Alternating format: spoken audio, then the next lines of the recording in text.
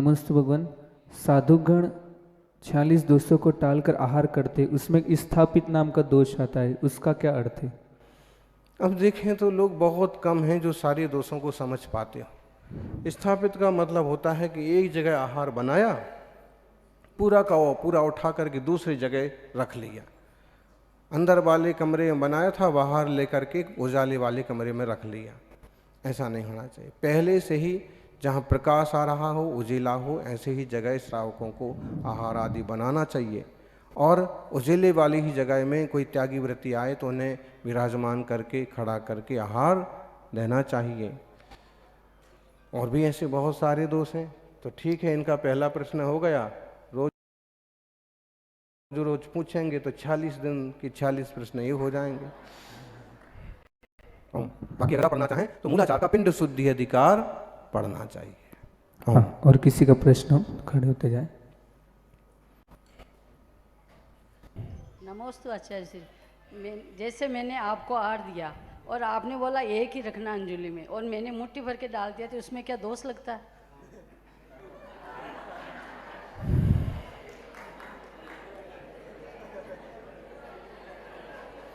व्यवस्था के ध्यान से करना चाहिए, सबको लाभ मिल जाए। अब आहार लेवा तो रहा नहीं, उस पर आप इतना और दे दिया तो दूसरे का छूट जाएगा कोई ना कोई। ऐसे दोष बहुत भारी नहीं है, लेकिन एक अनुशासन में नहीं रह पाए। नमोस्तु आचार्य श्री। महाराज जी, कोमा की स्थिति में या पैरालिसिस की स्थिति में क्या आदमी दुख सुख का अनुभव करता है? क्या आत्मा के प्रदेश सारे शरीर में फैले हुए हैं? आत्मा के प्रदेश तो हैं, लेकिन हो सकता है कि वो इस तरह की सुसुप्त अवस्था में हैं कि संभव है कि वो वेदन नहीं कर रहे हों। दूसरी बात है, अगर वो वेदन कर भी रहे हैं तो हमें नहीं बता पड़ रहा, ये भी संभव है। वेदना तो हो ही रही है, असाता तो है, जीव वेदन तो कर रहा, वो स्त्रियों से, वो इंद्रियों से प्रकट कर पाए या ना कर पाए। दूसरी बात है कि उसकी वेदना किस टाइप की है। शरीर यंत्र तो इस ढंग का हो गया कि वो जवाब ही नहीं दे रहा है, एक्शन ही नहीं हो रहा। तो हम ये समझें कि असाता का उदय है, किसी तरह से वेदना तो हो ही रही है, भले वो प्रकट कर पाए या ना कर पाए, और हम समझ पाए ना समझ पाए। ऐसे ही फिर नमोकार मंत्र वगैरह भी सुनाना चाहिए, वो सुन पाए ना सुन पाए, वातावरण तो एक प्रशस्त बना रहेगा। महाराज जी, एक प्रश्न और है कि पुल्लंग मंच की हमारी प्रतियोगिता हुई थी यहाँ पे, तो उसमें आया था कितने भगवान की बारात निकली, तो हमने उसमें भरा था 21 भगवान की बारात निकली। तो अभी हमारे जो मुनिसाद मंदिर में स्वाध्याय चल रहा है, उसमें डिस्कस हो रहा है कि मल्लीनाथ भगवान की भी बारात निकली थी, तो क्या ये सही है? अब देखो, बारात तो किसी की भी निकल सकती नहीं तो 21 भगवान की निकली थी ना महाराज जी, पुल्लंग मंच भाई। हमारी नहीं निकली तो हमने इस पर ज्यादा गौर भी नहीं किया।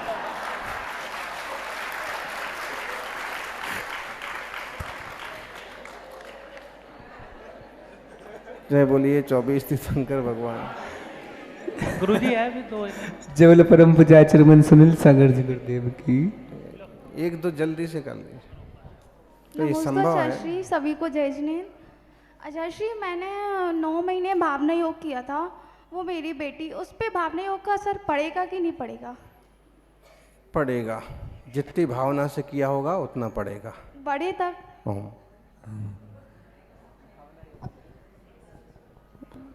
अब इनकी अम्मा ने किया था मोबाइल योग, तो इस पर पड़ रहा कि नहीं पड़ रहा? ये हमेशा हाथ में लेके घूमती रहती। नमोस्तु आचार्य श्री। नमोस्तु आचार्य श्री, मैं दीमापुर नागालैंड से आया हूँ। मेरा छोटा सा सवाल ये है कि जब अपन सुबह मंदिर जाते तो जाते ही शांति धारा करते, या जो भी पूजन प्रक्षालन करते या जो शांति धारा करते, तो अपन कहते कि वीतरागी प्रभु के दर पे जाकर मांगना नहीं चाहिए, मतलब हम मांगने नहीं जा रहे।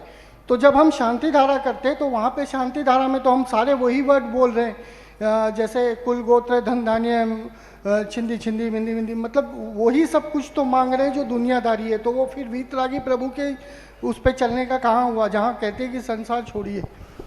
छोड़ो, शुरुआत करना पड़ती है त्याग से। एक बात है कि सब कुछ छोड़ने का मार्ग ही वीतरागता का मार्ग है। सारे विकारी परिणाम छोड़ने का मार्ग ही वितरागता का मार्ग है। लेकिन आप किस भूमिका में हैं, आपको अपनी भूमिका भी ध्यान में रखना पड़ेगी। जब स्थितियाँ बिगड़ती हैं, परिस्थितियाँ बिगड़ती हैं, तो हम प्रार्थना करते हैं। और जो छिंदी छिंदी भिंदी भिंदी बोला जाता है, तो एक प्रार्थना है जगत के लिए कि किसी तरह की गो मारी ना पड़े, किसी तरह की नर मारी ना पड़े, इंसानों पर पड़ने वाली बीमारी ना पड़े, वो प्रार्थना है। फिर धन धान समृद्धि रस्तु वगैरह, धन धान वगैरह बना रहे। तो एक तरह से शांति धारा में लोक की शांति की भी कामना है, जगत के सुख की कामना है और खुद के जीवन की भी मंगल की कामना है। अगर आप नहीं करना चाहते हैं, जो लोग नहीं करना चाहें तो ना करें, और जो कर रहे हैं तो कोई दिक्कत नहीं है। इतना ज़रूर ध्यान रखें कि कम से कम खोटे देवशास्त्र गुरु के प्रपंच में ना पड़े। ओम नमोस्तु आचार्य श्री। आचार्य श्री, कहीं व्यक्ति आहार दान देते समय जब नियम की बात आती है कि मेरे एक वर्ष के त्याग के हिसाब से, तो कई बार अपने मन में सब रख लेते हैं कि मेरे तो 8 बजे बाद के त्याग हैं, या मैंने तो 4 महीने के लिए, मैंने मन में उस समय 4 महीने के धारे थे। तो इन सब के लिए क्या रहेगा? देखो, ऐसा है कि एक बात आती है कि असंयमी व्यक्ति मुनि को आहार नहीं देना चाहिए। अब व्रती तो बहुत कम हो गए, नहीं तो व्रती देवें। फिर आया कि भाई शुद्ध जल के त्याग वालों से लो, फिर आया कि भाई रात्रि भोजन त्याग वालों से लो, फिर देख रहे हैं कि लोग तो और एकदम शिथिल होते जा रहे, तो भाई थोड़ा कुछ तो करो। इसका मतलब ये होगा कि आप थोड़े देर के लिए, थोड़े दिन के लिए सही, लेकिन छोटे मोटे कुछ वृत्ति बन गए हैं। तो इसलिए मुनिराज वगैरह कहते हैं कि कुछ त्याग करो फिर आहार दो। क्यों? असंयमी देवता आहार नहीं दे सकते, और आप भी पूरी तरह से असंयमी हैं तो आप भी आहार मत दो, थोड़ा तो संयम करो। अब मन मन में कुछ भी कर लो तो वो बात ठीक नहीं है। गुरु जी जैसा इशारा कर रहे हैं वैसा नियम पालो, या फिर जैसा उनके सामने कहा है वैसा पालो। और मन मन में अगर कर लिया है तो वो भी बोल लो कि मैं मन में ऐसा सोच रहा हूँ, फिर उनकी इच्छा हो तो आपसे आहार लें। ओम जय बोलिए 24 तीर्थंकर भगवान। नमस्ते भगवान। अंजना जैन मुंबई से। ध्यान करना और सामायिक करने में क्या अंतर है? दोनों एक ही बात है। जैसे समता भाव का नाम सामायिक है और ध्यान में भी साम्य भाव की मुख्यता है। फिर किसी एक निश्चित विषय पर बहुत देर तक मन रमाए रखना, उसका नाम ध्यान है। एकाग्र चिंता निरोधो ध्यानम। और समता भाव पूर्वक निर्मल परिणाम में रमे रहना सामायिक है। दोनों लगभग समान वाची हैं, फिर भी ध्यान में और विशेषता है। एक निश्चित विषय होता है, निश्चित समय होता है। ओम नमस्ते। शेर बाला जैन मुंगाना से। कुछ भी कार्य करने से पहले कार्य का नहीं होना अंतराय कर्म का आना है। यह अंतराय कर्म क्यों आती है और अंतराय कर्म नहीं आवे उसके लिए क्या करना चाहिए? स्वाध्याय करो। कमरसार जी का स्वाध्याय करेंगे, तत्वार सूत्र के 8वें अध्याय का 6वें अध्याय का स्वाध्याय करेंगे तो मालूम पड़ेगी कि अंतराय क्यों आती है और अंतराय से बचने के लिए क्या करना। विघ्न कारण मंत्रायस्य। औरों के सुख में, औरों की सुविधाओं में विघ्न किए होंगे तो हमें भी विघ्न आते हैं। तो किसी की सुख सुविधाओं में विघ्न ना करें, किसी के, और खुद भी ऐसे कुछ काम ना करें जो परिणाम नुकसानदायक हों, आश्रवबंध के कारक हों, तो अंतराय नहीं आएंगे। और नमो अरिहंताणम के 1.25 लाख जाप करें तो भी अंतराय का योग का क्षय उपशम होता है। ओम नमो। सीकर से ललित कुमार गंगवाल। हमारे पुरखों ने कबूतरों के लिए कबूतर खाना बना रखा था, उसको तोड़ दिया है। जिसने तुड़वाया है उसको कितना पाप लगेगा और साथ में समाज जन को क्या नुकसान होगा? कबूतर खाना का मतलब असली का कबूतर खाना के बच्चों का कबूतर खाना? कबूतरों का कबूतर खाना?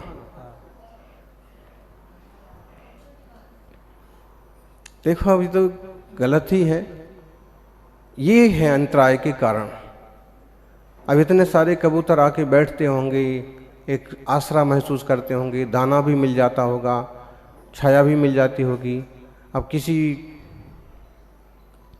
तरह से उसको तोड़वा दिया, ख़त्म कर दिया, तो ये इन लोगों को ऐसा कभी वक्त पड़ेगा इस जन्म में कि अगले जन्म में कि इनके घर तोड़वा दिए जाएंगे, रहने को परेशान हो जाएंगे, भाड़े पर रहते फिरेंगे। हाय लगती है पशु पंछियों की भी। तो ऐसा कुछ काम नहीं करना चाहिए। अगर हम कर रहे हैं तो इसके एवज में कुछ दूसरा नया बना दे, मैं कुछ दूसरी जगह ऐसे उपलब्धि करा दें। अब जैसे पहले कबूतर कहीं भी रह रहे हैं तो उसमें कई बार परेशानी भी होती थी, सब तरफ गंदगी, सब तरफ। अब एक सिस्टम आया कि कबूतर के लिए भी फ्लैट्स बना देते हैं कि कबूतर उसमें अपने अपने घोंसले में रहते, खंबा टाइप का पूरा बना देते हैं और रही आते आराम से अपने हिसाब से जीते रहते हैं। तो भाई पशु पंछियों के प्रति भी एक दया का भाव होना चाहिए। ओम नमस्तुगन अभय। गुरुदेव, हमें कैसे पता चलेगा कि हम मिथ्या दृष्टि या सम्यक दृष्टि? कैसे पता चलेगा? यदि तत्व की रुचि नहीं है, देवशास्त्र गुरु की सच्ची श्रद्धा नहीं है, वेद विज्ञान नहीं है, तो समझ लो आप मिथ्या दृष्टि हैं। और अगर तत्व की समझ है, वेद विज्ञान है, भगवान बनने की तैयारी है, तो समझ लो आप सम्यक दृष्टि हैं। ओम नमस्कार। दिनेश बाकलीवाल। 3-24 भूत, वर्तमान व भविष्य की यहाँ तक समझ में आया। अब 30-24 का समय आ गया है, हर कोई 30-24 बना रहे हैं। इनमें कौन से भगवान विराजमान होते हैं? अब बात तो ये है कि 30-24 भी होती हैं और 30-24 भी पूजनीय हैं, लेकिन ये समझ में नहीं आता है कि लोग मूर्तियां तो खूब विराजमान किए जा रहे हैं और पुजारियों का ठिकाना नहीं पड़ रहा है। देश भर में जितनी मूर्तियां विराजमान हैं, अगर सबकी गणना की जाए ना, तो जितनी जनों की जनसंख्या है उससे कुछ ज़्यादा ही निकल आएंगी मूर्तियां। तो पूरे देश के एक एक चैत्यालय, जिनालय की एक एक मूर्ति, छोटी बड़ी मूर्ति 24 में 24 गिन ली जाएंगी, एक पीतल की 24 में 24 गिन ली जाएंगी, तो कितनी हो जाएंगी? जितनी जनसंख्या है। और कई जगह मंदिरों में पूजा करने जाने वाले लोग भी नहीं हैं। तो भाई इतनी सारी मूर्तियां एक साथ थोक में विराजमान करने का क्या औचित्य है? या तो कोई विशिष्ट प्राचीन तीर्थ हो तो कोई ऐसी कवायद करो, और नहीं तो कहीं भी अगर श्रावकों की बस्ती बस रही है तो वहाँ पर एक बड़ी सी सुंदर सी मूर्ति लेके विराजमान करो। बल्कि पुराने मंदिरों से लाई हुई मूर्तियां भी विराजमान कर सकते हैं। जहां बस्ती उठ गई वहां की मूर्तियां भी ला करके विराजमान कर सकते।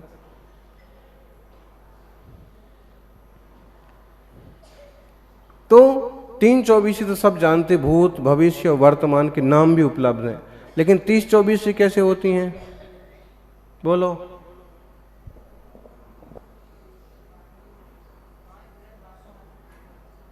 पांच भरत क्षेत्र संबंधी, 5 ऐरावत क्षेत्र संबंधी, ठीक है, कितनी हो गई? 10 हो गई। इन्हीं की भूत संबंधी, इन्हीं की भविष्य संबंधी कितनी हो गई? 30-24 हो गई। अब 720 जिनालय, 20 प्रतिमाएं भी विराजमान होती हैं। वो कैसे होती हैं?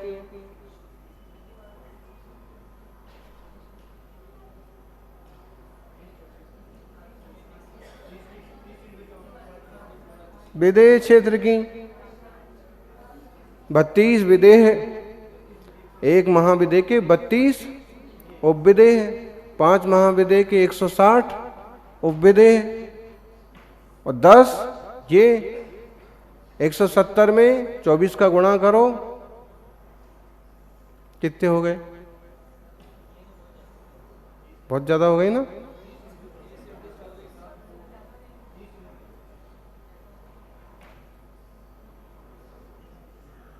अब इतना भी गणित नहीं आता है। 4080 हो जाएंगी अगर हम इस तरह से गिनते हैं तो। लेकिन 720 भी होती हैं, कैसे हो जाएंगी? 30 24 की कितने हो गई? 720 ये हो गई। और अगर हम इस तरह से, क्योंकि इस तरह से होता नहीं है अक्सर कर, 30 24 तो होती हैं, और इसलिए आजकल क्या करने लगे लोग, 30 24 भी विराजमान करने लगे। लेकिन भाई कम से कम इतना जरूर करें कि 30 24 जितने आदमी वहाँ रहते हों, पूजा करने आते हों तो अच्छी बात है, या फिर वो कोई प्राचीन या विशिष्ट तीर्थ हो तो भी ठीक है। बाकी श्री जी विराजमान हो और उनकी आसाधना हो वो ठीक नहीं है। ओम।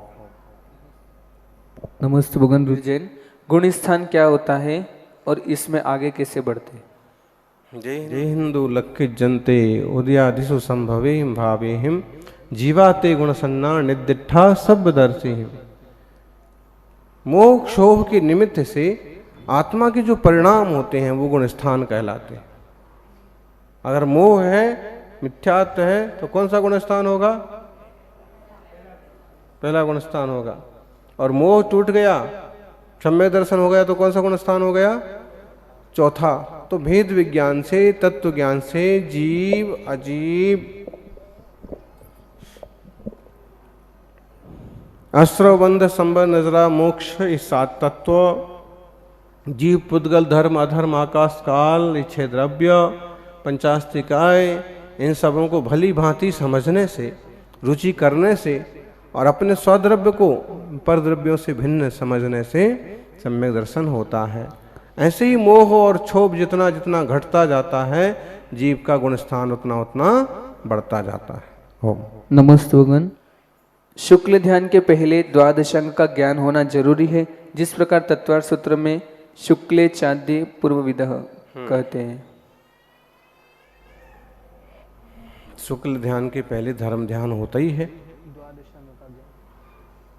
और ये बात भी है एक विशेष की पूर्वविद होना चाहिए। पूर्वविद मतलब 14 पूर्वों के ज्ञाता हों तो उनको शुक्ल ध्यान हो।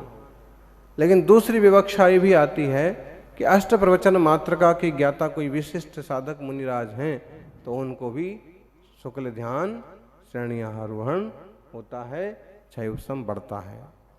ओम।